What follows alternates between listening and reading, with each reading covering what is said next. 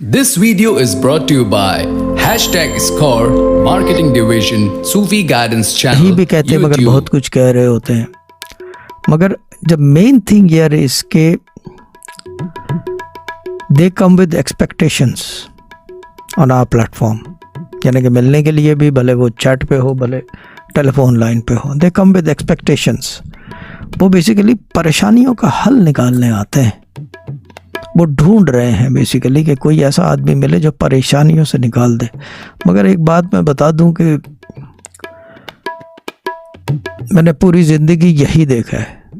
अब्बा पहले करते थे ये काम, भले कराची आते थे तो लोग वहाँ परेशान मिलने आते थे, इस्लामाबाद जाते थे तो लोग परेशान मिलने आते थे। कुछ लोग जो है वो परेशान आते थे, कुछ एहतरामन वाले आते थे कि जी शाह साहब हैं तो एहतराम के लिए जा रहे हैं, दुआ लेने जा रहे हैं। कोई अलग अलग लोग अलग अलग तरीके से मिलते हैं, मेरे से भी इसी तरीके से मिलते हैं।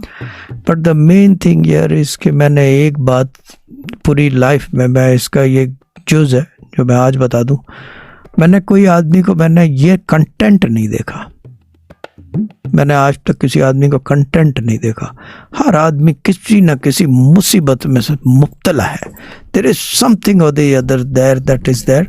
And the other thing is कि मैंने ये भी नहीं क्या कहते हैं उसे, मैं बहुत इन चीज़ों के ऊपर गौर करता हूँ कि क्या क्या रहता है, क्या चला जाता है जब आदमी जा रहा होता है। There is one or the other thing that he has left behind. कोई ना कोई चीज़ इनकम्प्लीट ज़रूर छोड़ के जाता है। ख्वाहिशात के लिहाज से, ख्वाहिशात के अंदर there is something. That's why I tell everyone and especially the youth कि जो कुछ करना है वो इसी ज़िंदगी में कर लो, और कल नहीं, आज नहीं, अभी कर लो, क्योंकि अगले लम्हे का किसी को पता नहीं। आप बोलोगे जी हमें अल्लाह का इतना भरोसा यकीन है, वो सारी चीज़ें, but tell me who has ever lived forever? Nobody lives forever. Time का किसी को पता नहीं होता। तो जो कुछ अगर कोई चीज़ ऐसी बाकी है आपकी करने वाली, just get it done and over with. और इसी के अंदर जो है आपका, मैं इस नुक्ते के अंदर एक इतना बड़ा राज है।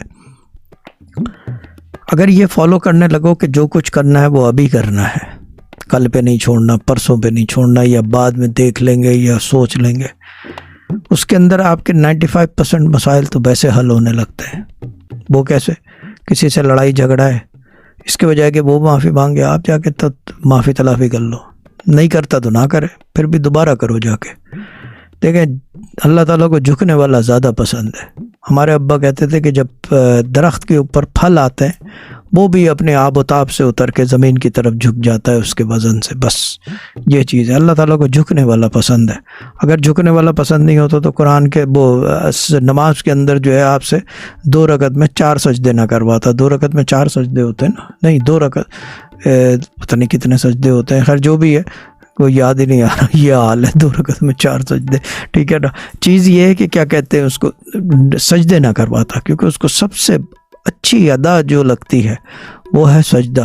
एंड सजदा इज़ बेसिकली सप्लिकेशन और giving in. It is giving in. तो you just give in to whatever it is, whatever it is, whatever you are thinking, just give in कि यार कर दूं, जो होगा देखा जाएगा।